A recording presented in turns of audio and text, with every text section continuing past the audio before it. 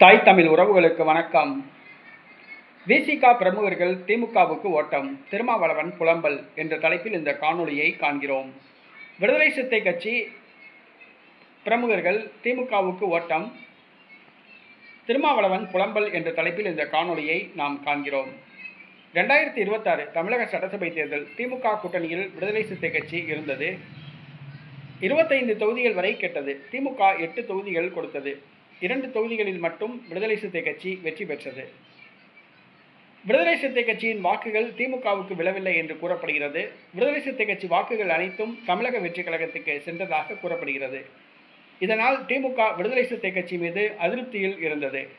தமிழக வெற்றி கழகம் மைனாரிட்டி அரசு அமைத்தது. விடுதலை சிறுத்தை கட்சி திமுக கூட்டணியிலிருந்து வெளியேறி தமிழக வெற்றி கழகத்தின் அமைச்சரவையில் பங்கு பெற்று அந்த அரசை ஆதரிக்கிறது. ஆனால் திமுக விடுதலை சிறுத்தை கட்சியை உடைக்க அனைத்து முயற்சிகளும் ஏற்பாடு செய்தது. விடுதலை சிறுத்தை கட்சி முன்னாள் சட்டமன்ற உறுப்பினர் பனையூர் பாபு தலைமையில் 1000க்கும் அதிகமானோர் ஒரு இணைப்பு விழாவினை நடத்தினர். இது திருமாவளவனுக்கு அதிர்ச்சியை கொடுத்தது.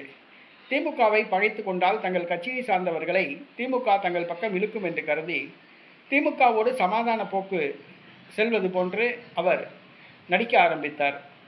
நாங்கள் திமுக கூட்டணியிலிருந்து விலகவில்லை. நாங்கள் எப்போது சொன்னோம்? நாங்கள் திமுக கூட்டணியில் தான் உள்ளோம்.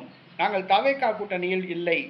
தவேகா அரசுக்கு ஆதரவு தருகிறோம் என்று மழுப்பினார். வெளிப்படையாக நாங்கள் திமுக கூட்டணியிலிருந்து வெளியேறிவிட்டோம் என்று சொன்னால் திமுக தங்களது கட்சியை உடைக்கும், தங்கள் கட்சி பிரமுகர்களை தன் பக்கம் இழுக்கும் என்று அவர் அஞ்சுகின்றார். தற்பொழுது திருமாவளவன் அவர்கள் ஏறத்தாழ 10 ஆண்டு காலத்துக்கு மேலாக திமுக கூட்டணியில் இடம்பெற்றிருந்தோம். அந்த நன்றி கடனாவது திமுகவுக்கு இருந்திருக்க வேண்டாமா? நமது கட்சியை சார்ந்தவர்கள் திமுகவில் இணைய விண்ணப்பித்த போது நாங்கள் விடுதலை சிறுத்தை கட்சியோடு பல ஆண்டுகள் உறவில் இருந்தோம், நட்பில் இருந்தோம்.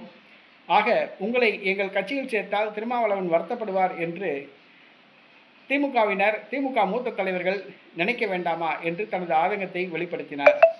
அரசியலில் இதெல்லாம் பார்ப்பது கிடையாது.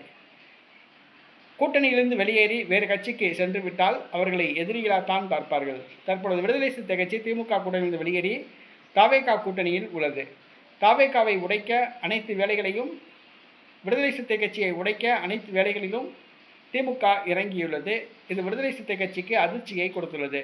தற்பொழுது விடுதலை சிறுத்தை கட்சி பிரமுகர்களை தங்கள் பக்கம் இழுக்க திமுக முயற்சிக்கிறது என்று திருமாவளவன் புலம்ப ஆரம்பித்துள்ளார்.